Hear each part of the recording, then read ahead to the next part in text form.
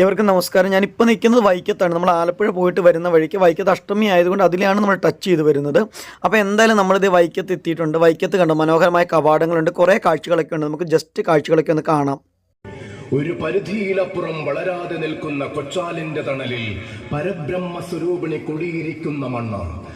കൊച്ചാലും ചുവട്ടിൽ പൂരപ്പന്തൽ കാണുന്ന കണ്ണുകൾക്കെല്ലാം വിസ്മയത്തിന്റെ കാഴ്ചകൾ സമ്മാനിച്ച് തിരുവൈക്കത്തഷ്ടമിയുടെ ആഘോഷങ്ങൾക്ക് പൊലിമ പകരുന്ന പൂരപ്പന്തൽ.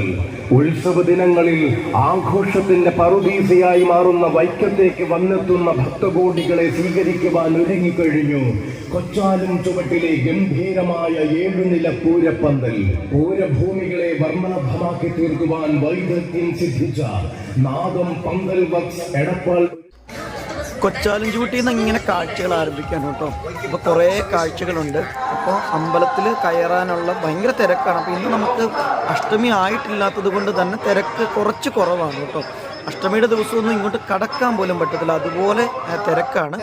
ഞാൻ പണ്ടൊക്കെ അഷ്ടമിക്ക് ഇവിടെ വന്നിട്ടുണ്ട്. കാരണം എന്താ വെച്ചാൽ കാവ്യൊക്കെ ഈ പഠിച്ചുകൊണ്ടിരിക്കുന്ന സമയത്തൊക്കെ വൈക്കത്ത് അമ്പലത്തിൽ ഉത്സവത്തിന് എപ്പോഴും അവരുടെ പ്രോഗ്രാംസ് ഉണ്ടായിരുന്നു.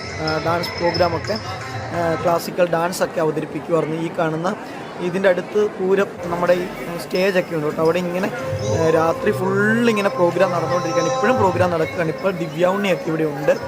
അപ്പം ഇങ്ങനെ പ്രോഗ്രാംസ് നടന്നുകൊണ്ടിരിക്കുകയാണ്.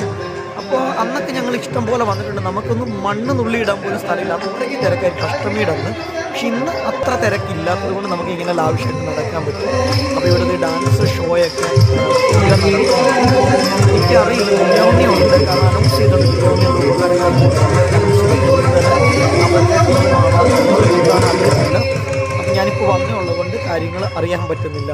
അപ്പോൾ ഇവിടുത്തെ കാഴ്ചകളൊക്കെ കണ്ടതിന് ശേഷം അമ്പലത്തിൽ നമ്മൾ കയറാം, പ്രാർത്ഥിക്കാം, ഇതൊക്കെ ചെയ്തതിന് ശേഷം നമ്മളിപ്പോൾ അകത്തേക്കൊന്നും കയറിയില്ല. അത് ഈ പുറത്തെ കാഴ്ചകൾ മാത്രമേ ഉള്ളൂ. പുറത്ത് കണ്ടില്ലേ ഒത്തിരി ലൈറ്റിംഗ് സംഭവങ്ങളൊക്കെ ഉണ്ട്. ഞാൻ ഈ വഴിക്കൂടെയൊക്കെ ജസ്റ്റ് നടന്നു നോക്കിയതാണ്. ഇവിടേക്ക് ഇന്നേ നടക്കാൻ പറ്റത്തില്ല, അഷ്ടമിയായി ഇവിടെ ഒന്നും നമുക്ക് നടക്കാനേ പറ്റത്തില്ല. അപ്പോൾ ഇവിടേക്ക് ആൾക്കാർ പ്രാർത്ഥിക്കുന്നുണ്ട്. അതോടൊപ്പം തന്നെ ഇവിടെ ഒരു വലിയ അന്നദാന മണ്ഡപമൊക്കെ ഉണ്ട്. അവിടെ നമുക്ക് ഭക്ഷണമൊക്കെ കഴിക്കാൻ പറ്റും. പക്ഷേ വൈക്കത്ത് അഷ്ടമിയിൽ ഒന്നും കഴിക്കാൻ പറ്റത്തില്ല. ബാക്കി എല്ലാ ദിവസവും രാത്രിയിൽ ഉച്ചയ്ക്കൊക്കെ അന്നദാനം ഉണ്ട് ഇവിടെ. പിന്നെ അതേ കണ്ടില്ലേ, ആനകളൊക്കെ ഇങ്ങനെ റെഡി ആയിട്ട് നിൽപ്പുണ്ട്. ആനകളെയൊക്കെ കാണാനായിട്ട് ഒത്തിരി ആൾക്കാർ, പിള്ളേരൊക്കെ ഇങ്ങനെ നിൽപ്പുണ്ട് കേട്ടോ ഇന്ന്. പിന്നെ അഷ്ടമിയുടെ അന്ന് ഈ ആനകൾ വിടവാങ്ങൽ ചടങ്ങ്, അങ്ങനെ കുറേ പരിപാടികളൊക്കെ ഉണ്ട്. അപ്പോൾ അതിനൊക്കെ വന്നിട്ടുള്ള ആനകൾ ആൾക്കാർ ഫോട്ടോ എടുക്കുന്നു. അപ്പോൾ ഇനി നമുക്കൊരു കാര്യം ചെയ്യാം. ഈ അമ്പലത്തിൻ്റെ അകത്തെ കാഴ്ചകളൊക്കെ കണ്ടതിന് ശേഷം ജസ്റ്റ് നമുക്ക് പുറത്തേക്ക് പോകാം. പുറത്താണ് ഫുൾ വൈബ് അഷ്ടമിക്ക്. കാരണം ഇങ്ങനെ ആളുകൾ ഇങ്ങനെ വെറുതെ ഇങ്ങനെ പുറത്തു കൂടെ ഇങ്ങനെ നടക്കുകയും ഫാമിലി ആയിട്ടും ബാച്ചിലേഴ്സായിട്ടും പിള്ളേർ സെറ്റും ഒക്കെ കുറേ കാഴ്ചകൾ ഇങ്ങനെ പുറത്തൊക്കെ ഉണ്ട്. അപ്പോൾ ആനകളെ കണ്ടിട്ട് എനിക്ക് പോകാൻ തോന്നുന്നില്ല. ആനകളുടെ അടുത്ത് ഇത്രയും ഈ ദിവസങ്ങളിൽ നിൽക്കുക, എല്ലാവരും ഫോട്ടോ എടുക്കലും പരിപാടികളൊക്കെയാണ് കേട്ടോ. ഒരു വലിയ കൂട്ടം തന്നെ ഇവിടെ ഉണ്ട്. എനിക്ക് തോന്നുന്നത് പ്രോഗ്രാം നടക്കുന്നിടത്ത് ഇത്രയും ജനം ഇല്ലെന്ന് തോന്നുന്നു. ആനകളെ കാണാനായിട്ട് കൂടുതൽ ആൾക്കാർ വന്നിട്ടുള്ളത് ഇവിടെ. ഇനിയിപ്പോൾ നമ്മൾ ഇവിടുന്ന് നേരെ നമുക്ക് പുറത്തേക്കൊക്കെ ഒന്ന് ഇറങ്ങാം. ഞാനപ്പോൾ ഇന്നത്തെ ഈ വീഡിയോ ഇടാനുള്ള കാരണം എന്താ വെച്ചിട്ടുണ്ടെങ്കിൽ വൈക്കത്ത് അഷ്ടമി എന്നൊക്കെ നിങ്ങളെല്ലാവരും പലരും കേട്ടിട്ടുണ്ട്, വന്നിട്ടുള്ളവർ കാണും. പക്ഷെ വരാൻ പറ്റാത്ത ആൾക്കാരും കാണും. അപ്പോൾ ഇവിടുത്തെ വൈബൊക്കെ ഒന്ന് കാണിക്കാൻ വേണ്ടിയാണ്. കണ്ടില്ലേ, ഫുൾ തിരക്കാണ്. നമ്മൾ എന്തായാലും ഒരു ഹോട്ടലിൽ കയറി ഭക്ഷണം കഴിക്കാനായിട്ട്. ഇവിടുത്തെ കാര്യം പറയാതിരിക്കാൻ വയ്യ കേട്ടോ, നല്ല തിരക്കാണ് ഈ ഹോട്ടലിൽ.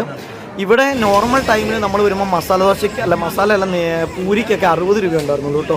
പക്ഷേ ഇന്നിപ്പോൾ അഷ്ടമി ആയതുകൊണ്ട് അവർ 80 രൂപയാക്കി പൂരിക്കൊക്കെ.